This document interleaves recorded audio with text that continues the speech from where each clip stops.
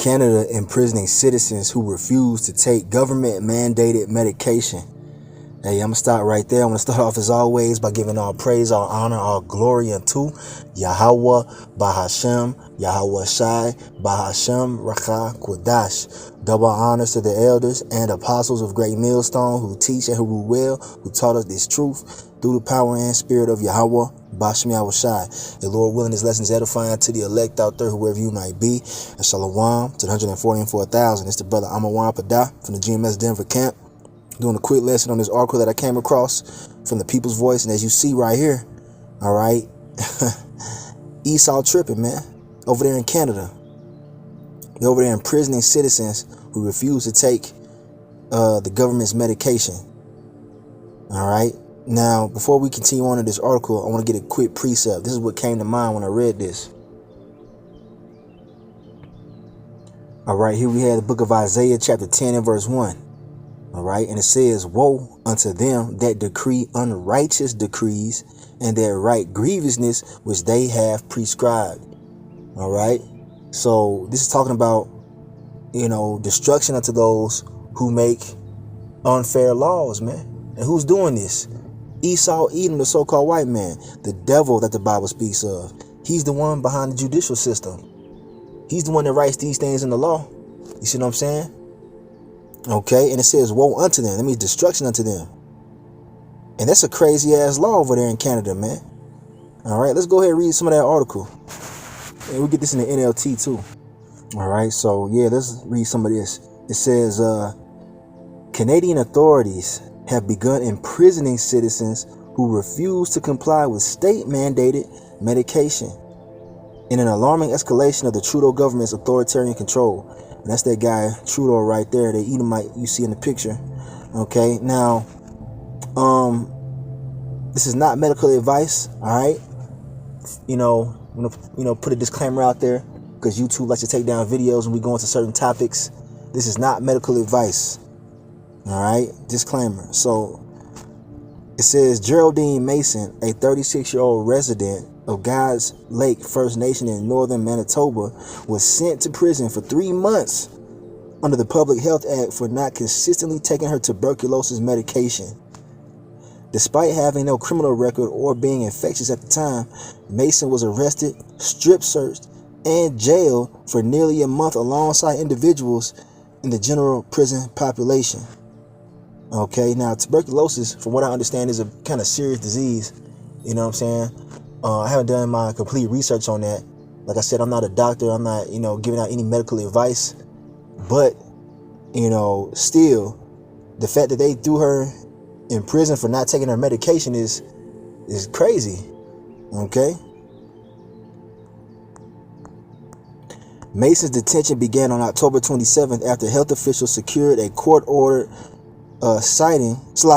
Mason's detention began on October 27th after health officials secured a court order citing fears that missed tuberculosis medication doses could lead to emergence of drug-resistant strains of the disease. So this is their speculation. They're saying, well, if you don't take your medication, then you could possibly cause an outbreak that people can't stop. So that's pretty much why they were imprisoning her, right? That's just their speculation. It's not fact. But anyway, it says, while tuberculosis is a serious public health concern, Mason's situation underscores the authoritarian measures Canadian authorities are increasingly willing to employ under the Trudeau government. All right, that's the point, man. The fact that the government has the authority to imprison you for not taking your medicine. All right, you don't see the seriousness in this? Okay, it says Mason spent her first week at the Winnipeg Remand Center before being transferred to the Women's Correctional Center, missing her son's 13th birthday and her grandson's first Halloween. All right, now we don't celebrate birthdays nor wicked-ass holidays, all right, especially Halloween. But to her, that was an important deal. And it says she described her experience as traumatizing. "I was scared. I didn't know who to call. I didn't know what to do. They just took her and locked her ass up. She couldn't do nothing about it, man." It says, despite reassurances from a nurse that she wouldn't be treated as a criminal, Mason was subjected to harsh conditions, including limited phone access, confinement to her cell for 20 hours a day, and being shackled for hospital visits. It sounds like being treated like a criminal to me. Under Manitoba's Public Health Act, medical officers can request court orders to detain individuals deemed a threat to public health. Check that out. Check this out. So up there in Canada, all right, the government has authority to lock your ass up if somebody decides that, you're a possible threat to public health. What does that remind you of, man? Well, it automatically reminded me of that whole situation, in 2020. The whole C-19 situation where everybody was fucking panicking. Okay? They were causing mad hysteria in the news media over that C-19 and not giving out any medical advice. Okay? Stating facts. And, yeah, man, people were afraid of that, man. And they were actually having different campaigns on those who didn't want to take the concoction. They were saying, oh, man, those who don't want to take the C-19, how should I say this, injection are a threat to public health. Remember they were saying that? Well, guess what? In Canada, if they say that you're a threat to public health for refusing to take something that they mandate, then you could be locked up. All right? So here it is again. All right, in the news, this is what they want. Esau's unrighteous decrees, man. And they've been talking about some new scenarios that could take place. All right, new health scares that could possibly grip the earth here in 2025, man. All right, they've been talking about different things that could pop off. So they could be setting the stage for the near future, man, for you Americans to be locked up for not taking certain concoctions. All right, say it that way. So let's jump down. It says, in this instance, the rationale provided with Mason's inconsistent treatment adherence, which could exacerbate the spread of drug-resistant tuberculosis. And that's not a fact. They're saying could. So letting you know that it's only a theory. They're saying that, well, this, could possibly turn into something that's stronger than what it is. It could possibly mutate into a drug-resistant form. But they don't know that, man. That's their reason for locking her ass up. Now it says, however, critics argue that Mason's detention raises ethical questions about the criminalization of health non-compliance, particularly when less punitive alternatives such as community-based health interventions might have been available. Okay. This case is drawing significant attention to the tension between collective health measures and individual rights in Canada. Civil liberties advocates question whether such severe actions are justified, especially when they disproportionately affect marginalized communities. All right. And I would guess that would be talking about you Israelites, you so-called Negroes, Latinos, Native Americans, Seminole Indians. All right. For Mason, the personal cost was immense, the loss of her freedom, dignity, and time with her family. Meanwhile, the Trudeau government has begun euthanizing Canadian citizens suffering from severe injuries linked to the... You see that right there. I'm not even going to say it, but you see it.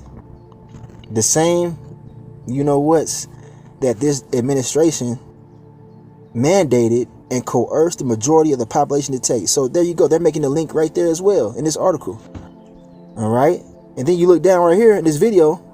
All right. You see that creepy Edomite, Gil Bates, talking about that. You see that this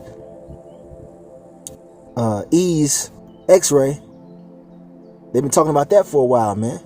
Hey, 2025 could be the year where they, bring that thing forth. All right. Something that's more serious than the C-19 situation. So, hey, man, this is what this devil has on the books, man. They're already doing it over there in Canada, and you'd be a fool to think that they wouldn't do that shit here in America, Babylon the Great, and other parts of the world. So let's get that particular verse that we started out with, Isaiah 10:1, in the New Living Translation, and then we'll get some more precepts and close it. But yeah, this is what's going on, man, up there in Canada.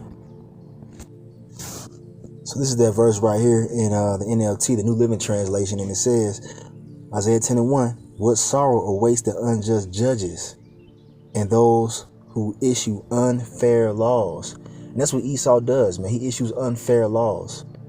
All right. Locking that woman up for months for not taking her medication that the government, mandated. You see what I'm saying? And I'm not going to, You know what? I'm not even gonna go there because they might take this video down. But it tells you never to trust your enemy, and the enemy is the one who is behind some of these concoctions that people are taking. So I'm gonna leave it at that. You know, read between the lines, man. We gotta be careful on how we use our words on YouTube. But yeah, man, it says what sorrow awaits them. So sorrow was coming for Esau, man, for his unrighteous decrees. Point blank period is right here in the scriptures. All right, Proverbs chapter 29 and verse 2. I'm gonna close with this. All right, when the righteous are in authority, the people rejoice, but when the wicked bear rule, the people mourn. All right, and that's who's ruling right now, the wicked, Esau, Edom. Okay, you see, and that's why the people are mourning, man. They're getting ready to bring great distress upon the people, man.